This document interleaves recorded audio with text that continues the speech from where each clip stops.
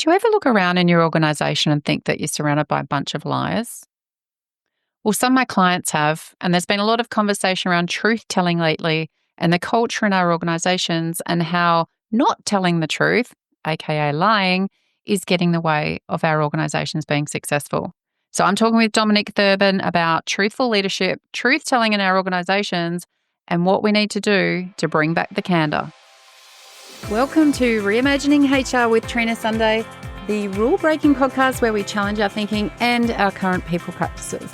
This podcast is for time-poor HR teams and business leaders who are feeling the burn, lacking laughs, and not feeling the love. I'm Trina, your host, and I'm here to cut through the BS, explore different ways of thinking, and create high-impact HR functions. Because happier, healthier organisations are better for our people and our bottom line. So if you are keen to flip traditional HR on its head, hit the follow or subscribe button so you're the first to know when new episodes drop.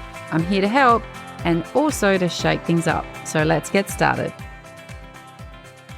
Thanks for joining me. I'm joined by Dominic Thurbon today. He's got over 17 years of experience as a senior exec, a successful entrepreneur. He's internationally engaged as a speaker. He's writing. He's doing all the things that help leaders to do behaviour change in the face of disruption. He's now doing that through his business, Alchemy Labs. And he started his first company at 23. He's built and sold two of them, overachiever. One a professional services firm and the other an AI-enabled tech company. So he's going to teach me lots of things, I'm sure, at a later stage. He spent 5 years as partner at EY and has authored and led research on bestsellers published in over 15 countries. And we're talking topics as diverse as generational and behavioural change. We're talking strategy, purpose-driven leadership, the future of work, all of that stuff that affects us in the work that we do in our organisations. He's got global clients and is about to release his next book next year, The Truthful Leader. And I'm really excited to talk to him about truth-telling in our organisation. So welcome, Dom. Thanks for joining me. Thank you for having me, Trina. It is a real treat to be here. Let's talk about all those liars out there, shall we? Great kidding. start. Let's do it. Let's just talk about all the liars. But you've obviously seen a lot, right, in leadership, business, consulting, adulting, I'm sure.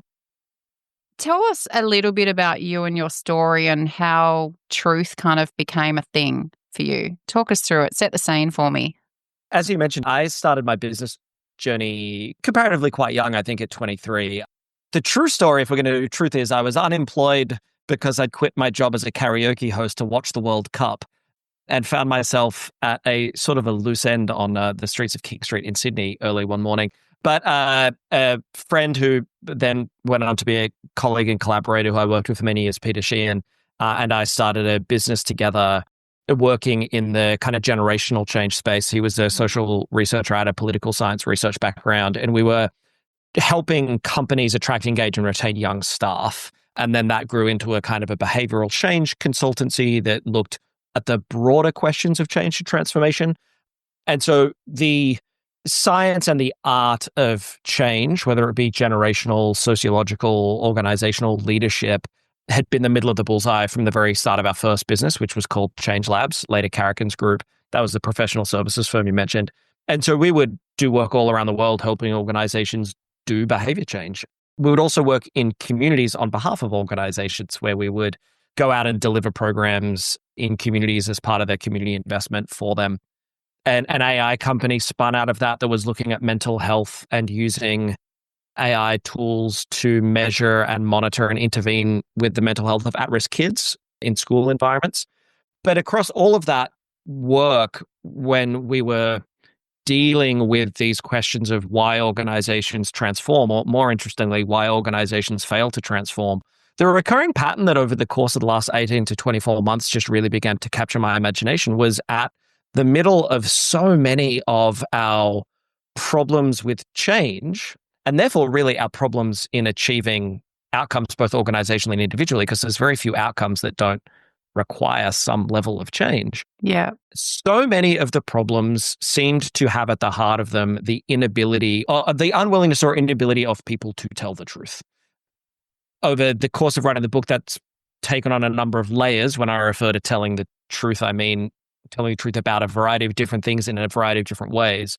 But it just became an obsession. And then I think, honestly, the US electoral politics kind of sharpened the focus of mine on this crisis of honesty and this increasing absence, I think, from daily life of a norm and expectation that people's default position will be to tell the truth, and that there are repercussions for not telling the truth. It seems to be evaporating as a norm. And the more clients I was working with, the more I was like, man, if people can't fix this, we can't fix all the other stuff. It really is ground zero for achieving the things we care about. So yeah, from this career and background in change and transformation, I think the focus has sharpened in the last year and in the process of writing the book on this question of why don't people tell the truth? Why does that get in the way? And how can you make truth happen individually and organizationally? So powerful because at the end of the day, right, trust underpins everything we're trying to do in organizations, and not being honest and not telling the truth erodes trust. But the reality is, right, lying seems to help a lot of people to become really successful. And we could draw on some political observations in that. But so what is it in there from the work that you've done? Like, if lying is making people be successful, how sustainable is that? Yeah, it's a wonderful question. And it's often in these conversations the first question, which is like, whoa, whoa, whoa, whoa. Isn't lying really successful? Yeah, it works, man. It works. It's Yeah. like a strategy. Lie, Yeah. lie, lie, and you will Yeah. get what you want. Yeah. We could just lie our way to greatness. Yeah. Why don't we? Talk me through it. Well, the data certainly seems to suggest that plenty of people are, or at least are trying to. I mean, to frame that up quickly, and I know this isn't a direct answer to your question, but just to frame that up quickly as kind of ground zero, I do think you can empirically observe that it is not just a feeling we've got. It is true to say that lying, or at least the norm of telling the truth, seems to be evaporating. The ACCC, actually, this is quite cool data. The ACCC just did a study of social media influencers, and they found that 81% of their studied social media influencers would fall foul of like ACCC regulations around misleading communication. So, Wow. 4 out of every 5 social media influencers are basically not meeting Liars. liars. Yeah. Or at least are not telling the truth adequately. But then, we've seen Vanguard cop a $13 million fine for making misleading claims about greenwashing. We've had Coles and Woolies before the ACCC being sued for misleading claims. We've got in the PolitiFact fact checking of the last presidential election found that between the candidates, less than 3% of statements in the last election were rated as fully true. 3%. About 30% were rated as out and out false. So the PolitiFact fact checking rates, this is so good. They rate the truthiness of statements on a scale of truth at one end to pants on fire at the other end, which is brilliant. That's the best scale I've ever heard of. Oh, yeah. Where are you on a scale of like truth to pants on fire? Yeah. And the answer was 19% of the statements were pants on fire. So one in 5 statements were pants on fire. And it leaves about half somewhere in the space of like, it's kind of true-ish. But you've got about half, either 49% either false or pants on fire. So it is, and we know from MIT data that lies tend to spread twice as quickly as true statements on social media, and they get shared about 5 times more frequently. Why is that? It's a very good question. I think it's to do generally with the framing of it. I think there's a bit of correlation here in that statements that are untrue are generally also being shared with quite a lot of emotional content, like they're triggering anger or annoyance or frustration that are very good at getting people engaged. Yeah. Mm-hmm. So weirdly, the algorithm optimizes, because it optimizes for engagement, it optimizes for emotional content, which means it optimizes by corollary for untrue stuff, which is usually problematic. But so to your initial question, I do think there are a lot of people and organizations effectively trying to lie their way to success. And it's worth noting that the person who scored 3% of true statements in the last election won. So it is tempting to reach the conclusion that lying is really effective. And I think there is a way of looking at the world where that can seem like it's true, but I would argue that that's a kind of a too narrow a view of what we mean by successful and certainly what we should care about. But I don't want to just rant on about it. Tell me more. Okay. Tell me more around kind of if you're lying your way to success, Mm. and this, I guess, is probably at the core of the sustainability thing. It's kind of, surely that's only going to get you so far. Like, what does the evidence tell us about how long-term or how broad, the success can look like if you've lied your way there? Yeah. The wonderfully framed question. If anyone's watching the video version of this, you'll see me frantically nodding away in the background. So the way that I think we put it in the research is lying can seem effective provided you look at a short enough time scale and a narrow enough criteria for what you mean by successful. Okay. To use a really practical example, take the last US political election. Now, this is not a political point. So this is not a partisan point. These are just reciting the facts. So it's tempting to go, the winning candidate lied a lot and won, so it was successful. And so if your definition of success is getting someone elected, sure, in that case, lying correlated. But if you then go, how did that go for the next 3 months since inauguration? A global economy tanking, a share market having record falls, hundreds, if not thousands of people being illegally deported to offshore prisons, a complete breakdown in kind of federal and state institutions. Oh, and by the way, a whole bunch of the people who were lied to now being economically worse off, even though they thought they were going to be better off. All of a sudden, it doesn't look quite as successful. And so I think the way we put it is you have to be very careful not to confuse something being locally successful. Lying worked to get me promoted because I lied on my CV. Lying worked to get me elected, with something being globally successful. I was then good at that thing. The thing then worked. So to use the CV example, lying can be effective to get you into a position, but you can't lie your way to being good at it. Yeah. So in the one sentence pithy way I would say it is that any system or process that is built on lies is completely unsustainable. Sooner or later, the truth just catches up. Sometimes it can take a frustratingly long time for that to happen, and it can be pretty painful. But sooner or later, the truth catches up. And so, yes, I can see why in certain circumstances, some people might fear, and, lots of people lie. Clearly, well, all of us lie. What? On video? I'm like recoiling in horror. What do you mean? Did you just call me a liar? Sorry, let me rephrase that. Everyone else lies. Except for you, Trina. No, not true. Well, neither of us would lie. Yeah. No, never. But there's a scale for this, right? And you used the word truthiness, I think it was earlier. And I'm like, I want to lean into that because it's kind of, especially I'm ex-marketing as well. And then I'm in the business of selling behavior change. We have a similar business, but we approach it from very different perspectives. But it's kind of, you're selling an idea. You're trying to get people on board. You're trying to tap into the what's in it for me. Where is the scale of like spin, for example, or embellishment through to like lie, pants on fire, you're just an outright crook? Like, what does that look like when you talk about truth telling? How do you frame that?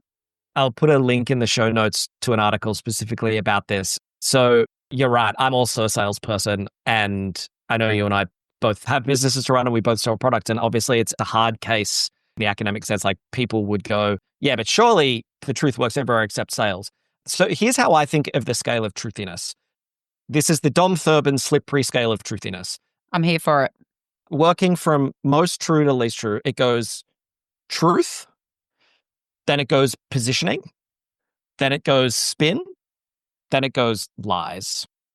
And I think you have this kind of 4-category analog scale where you have this gray middle of a version of the truth that preserves all the things we know are true, but might hold a few things back, but for reasons that are in the interests of the listener.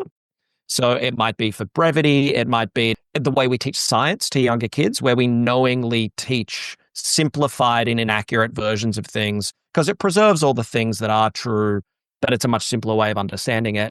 And it's done in service of the audience. I would call that positioning.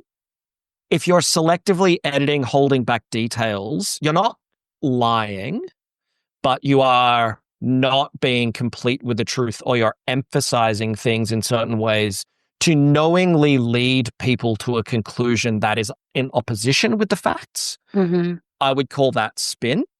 So that's like, I'm not preserving the truth, and I'm hoping that you don't get to the truth either. That's spin. And if you're just outright making stuff up, that's lying. And so I actually think there is quite a lot of space in the middle for salespeople to selectively emphasize things, provided they still do their best to work in service of the person that they're selling to. So, like, I will never sell something that I don't think is in the interest of the person buying it. I simply won't. Yeah, same. Yeah. And a lot of great salespeople share that trait, right? Like, they know that one of the most powerful tools in sales, we always used to say when we were teaching consultants to sell, our golden rule was first things first, give good advice, right? Just make that your ground zero thing. Give good advice. And if you give good advice, firstly, clients will love you for it. And secondly, it will give you which side of the truth spectrum you need to fall on, right? Like, if you're just going to give good advice, you will find yourself gravitating towards that.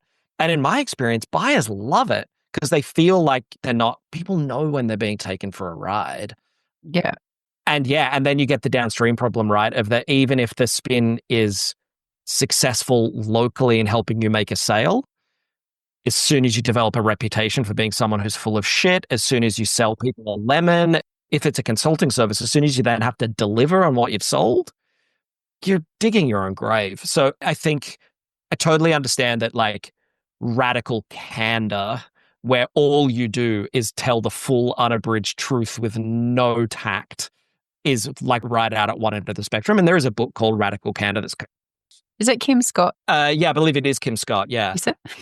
I thought so. That name's very familiar. Anyway, I could have that wrong. I'll correct myself in the show notes. But it is a book and a concept I've looked at, because I've had people talk to me about brutal candor and radical candor. And I've had some like self-reflection around, my God, what is this? And for me, though, I think it's been an interesting reflection, because what makes it radical to some people is because they are so far from truth-telling that they find straight talk really different, or maybe they're surrounded by people that do not talk straight with them. And I'm known for being a straight shooter. It's part of what's in my brand. It's the feedback that comes through on every bloody feedback form. You know, Trent's such a straight shooter. I know where I stand. But it's because to your point, I think it's probably positioning in terms of how you break it down. But I think what flips it from positioning to spin as well is intent. And so I think, to your point, if the intent is to help, and this is where when I have consultants that are asking me, how do you do it though? The sales bit's a bit icky. And I'm like, well, only if you're thinking about it as sales. I just have conversations with people and share with them how I think I can help them.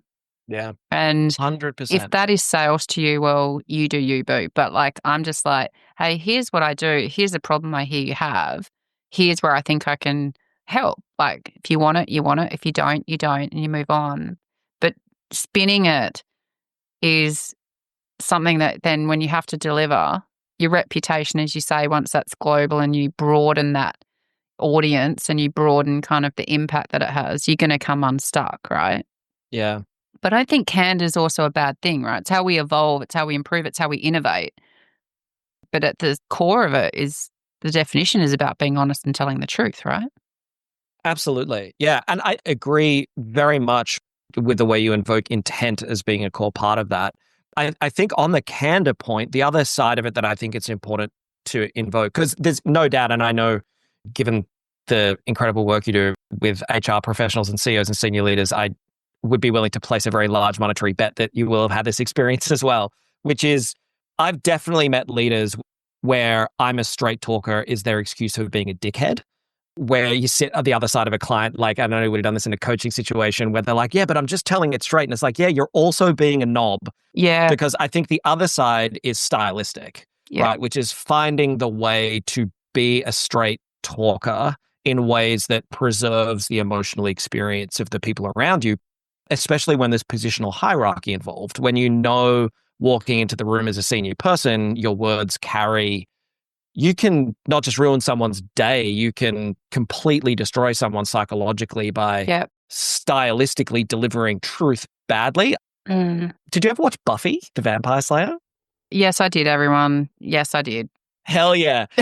So the character Cordelia has one of my favorite quotes where someone says that wasn't very tactful. And she says, tact is when you just don't say true stuff, which I love as a quote, but it's like, yeah, tact is actually not, I hate to call bullshit on Cordelia, but tact is not just saying true stuff. Tact is finding the right time, place, and style to deliver truth in the way that it has the most constructive impact.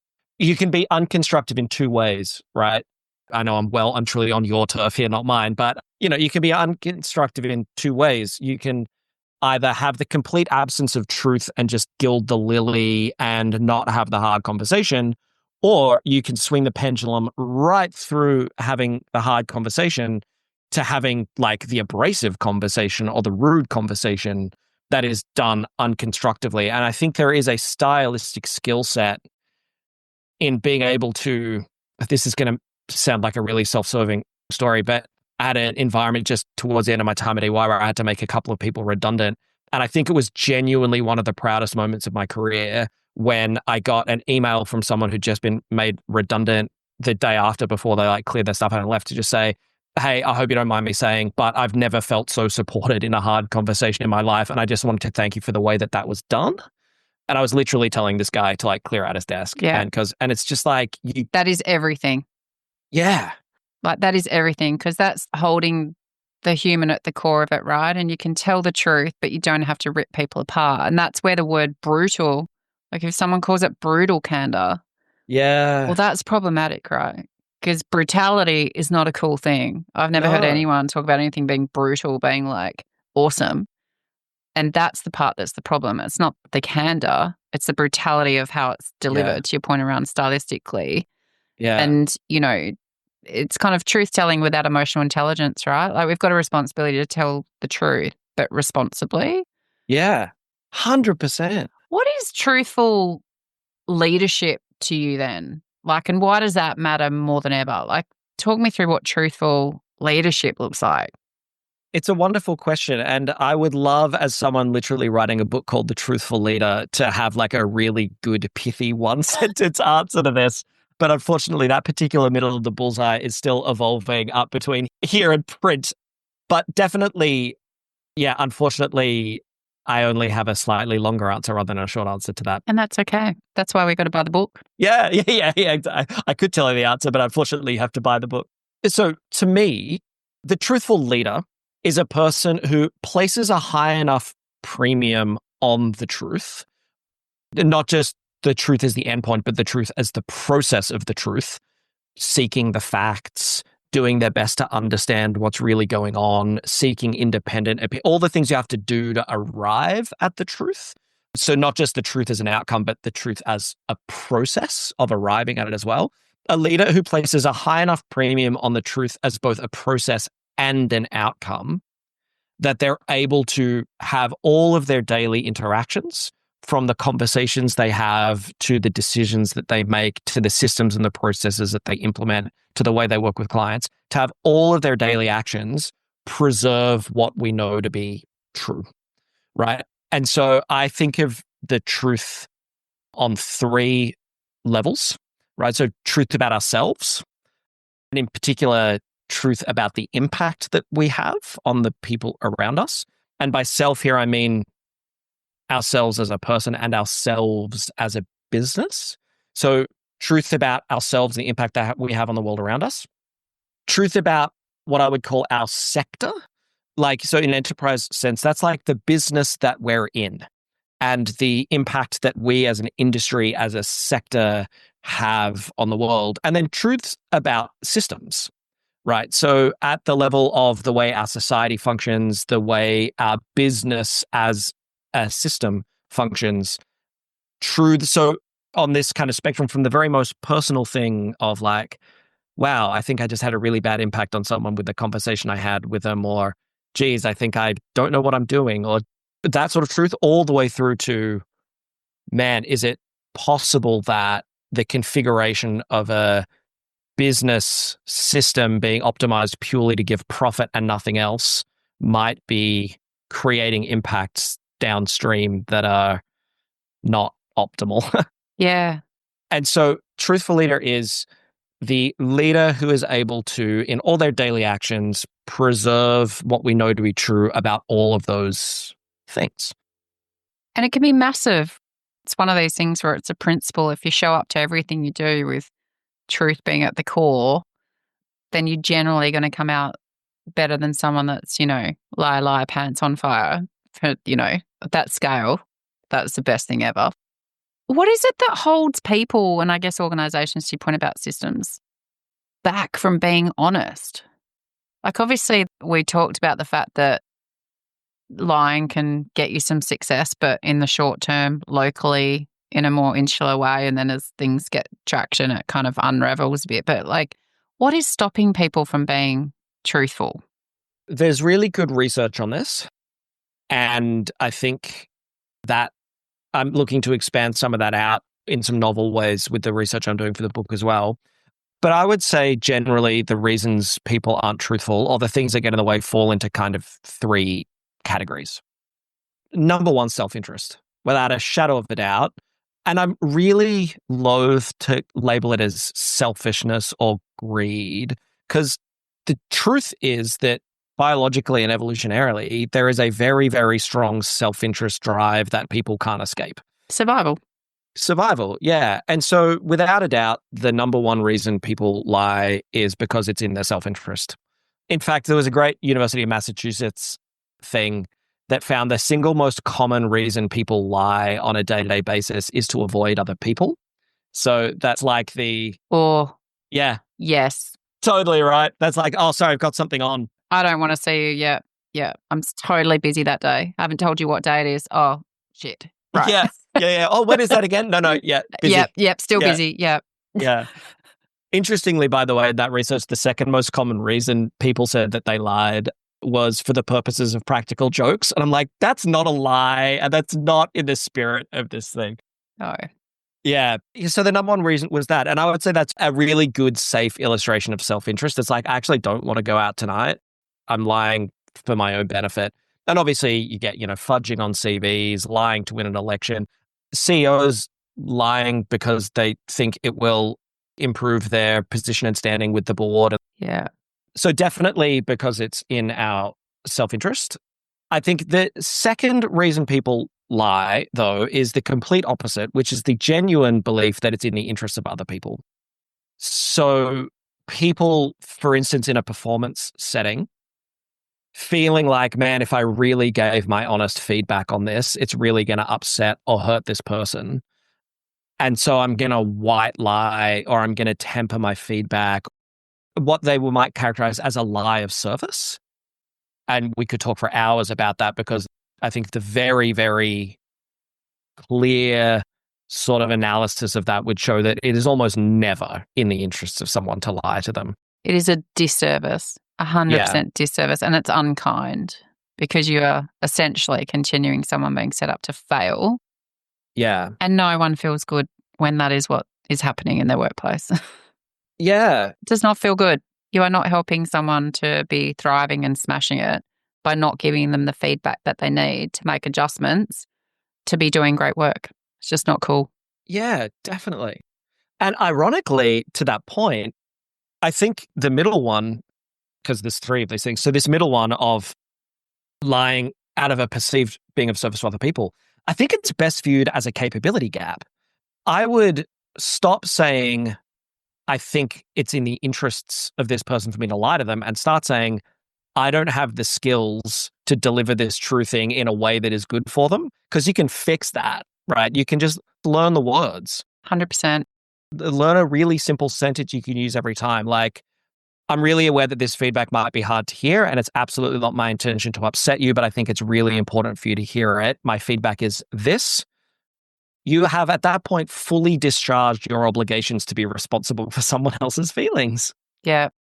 And then you get all that coaching around like, it's actually okay. It's not a sign that you've done the wrong thing if someone is upset by feedback. It's a cue to analyze. But sometimes feedback is upsetting, and that's just a normal part of the processing response, and they'll thank you for it later. So number one, out of self-interest. Number two, they lie out of kind of this delusion that it's in the interest of other people. And then number three is quite simple, which is fear. They're worried about the implications that the truth might have.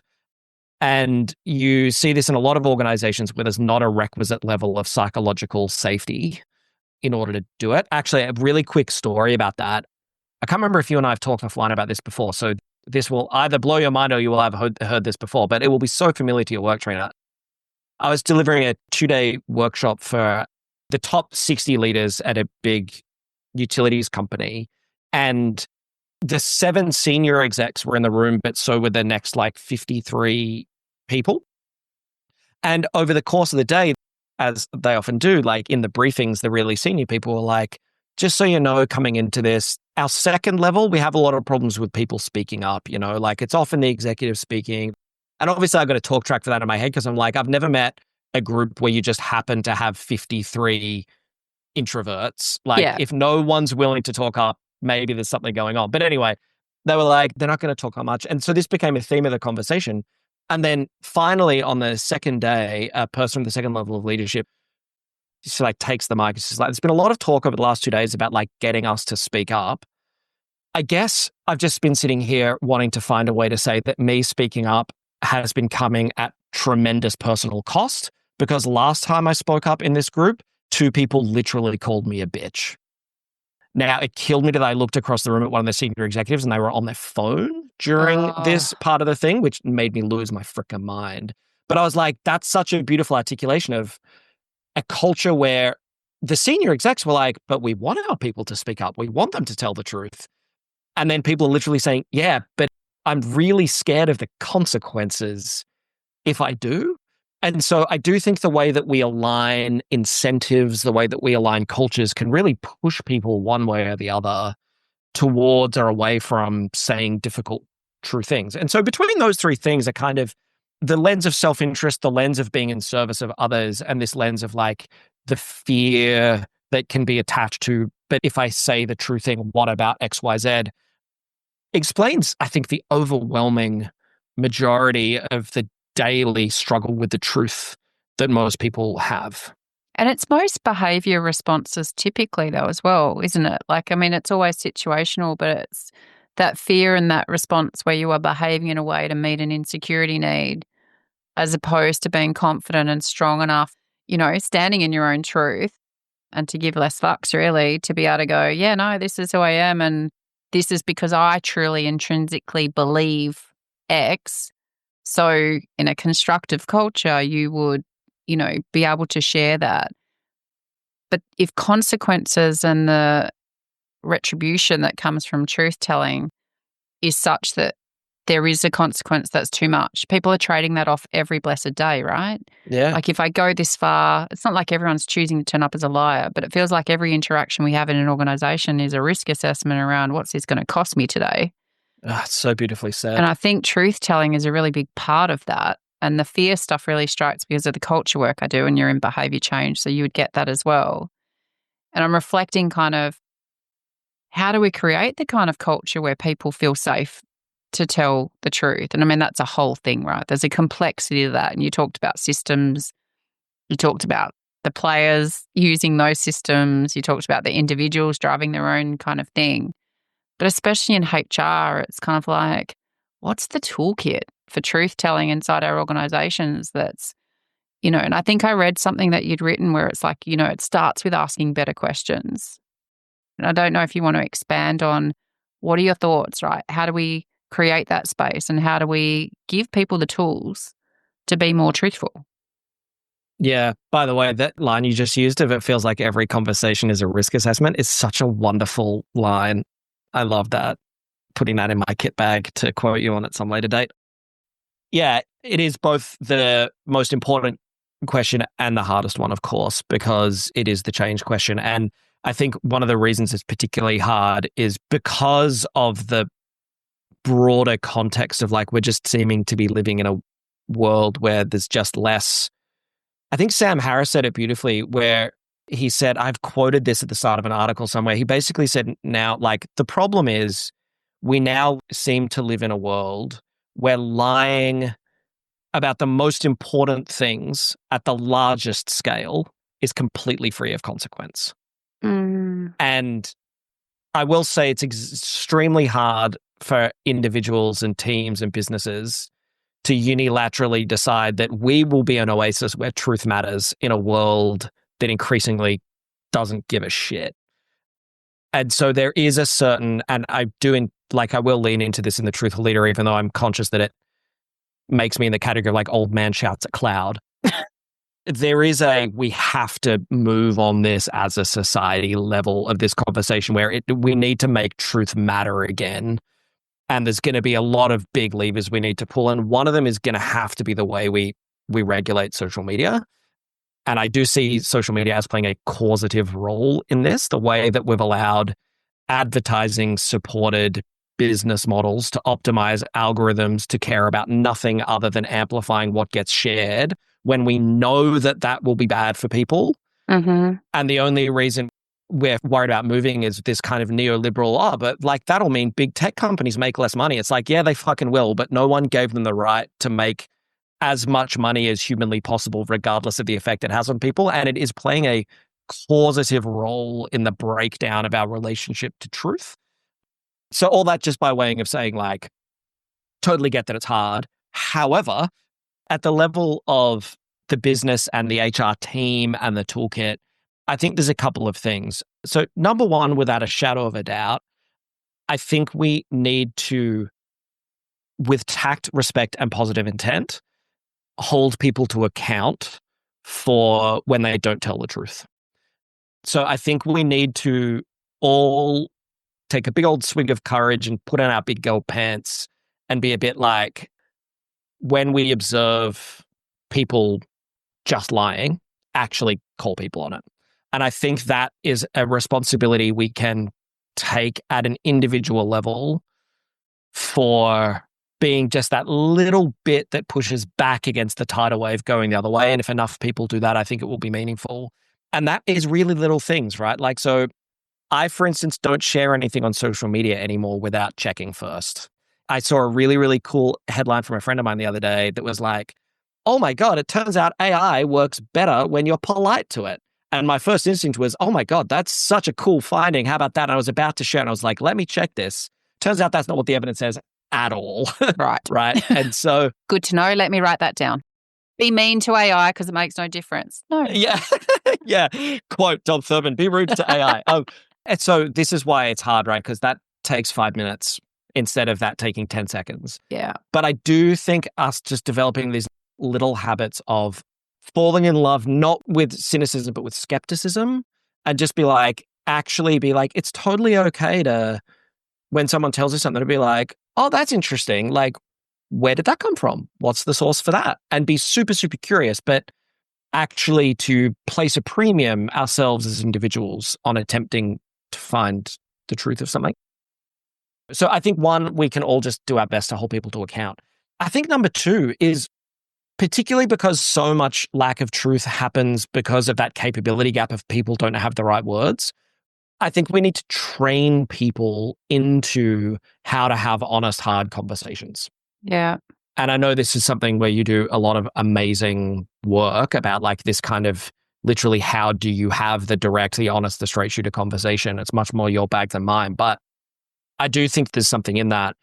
The third thing I think we can do at the level of the business, and I really recommend businesses do, is they look at the way their KPIs and incentives are set out and ask themselves the question, are we incentivizing people to be dishonest?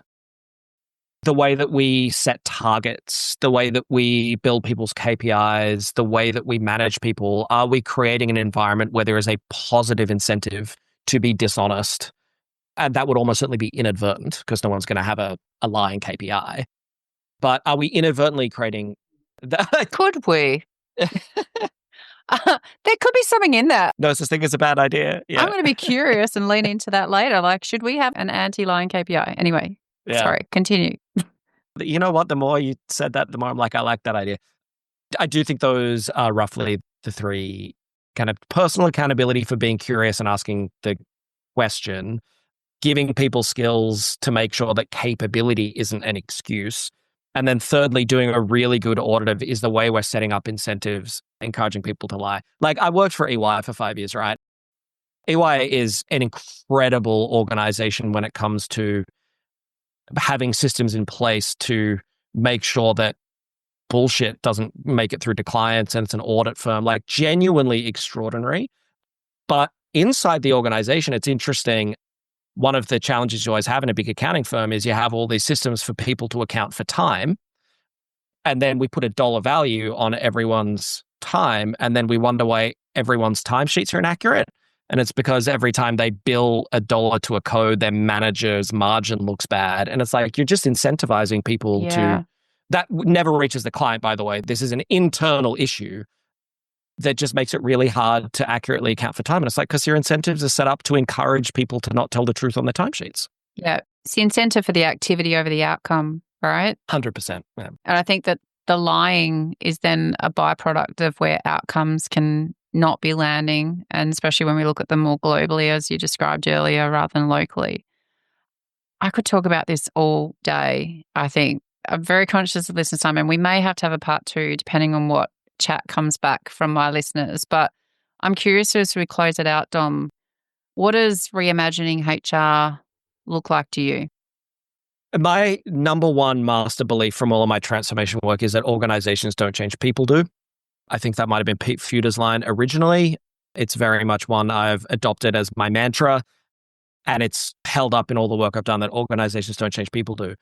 And particularly in the face of the AI transformation we're seeing, where the data would suggest that the organizations getting the most value out of AI are spending twice as much on the people as they are on the technology, would really reinforce the point that change is a human journey. And so my reimagining of HR is, I think the greatest disservice that HR has ever done to itself is inadvertently allow so many parts of the business to think of them as a compliance function. And that crept up, I think, on HR as a discipline. And now it's really unfair that there are so many line of business leaders who see HR as some sort of compliance function. My reimagining of HR is this should be the single most important part of a business in driving the transformation that's required over the next 10 years to reinvent business. That would be the reimagining. I think it should be the single biggest force for transformative change inside the business. I think it's a big statement. That's going to have a lot of implications. Massive. Love it. Game on. But I think that's it. And I think we need it because more than 40% of CEOs say that their business will cease to exist if it doesn't radically transform within the next 10 years. And so I think it's got to be the people part of the business that takes up the mantle and says, we will become the most energetic leaders in the firm to make that happen. I think it's an identity level shift and a shift to what it should be. That's my thought. Imagine that. Truth talk. I love it. Thank you so much, Dom. Thank you for having me. Pleasure. Thanks for tuning in and leaning in to this week's episode as we look to reimagine how we show up for our people, organisations and community. Reach out to us via our website at reimaginehr.com.au with your HR horror stories or suggestions of people you'd love to hear from or topics you want to explore. It's all about people, purpose and impact, and we are here for all of it. Until next time, take care, team.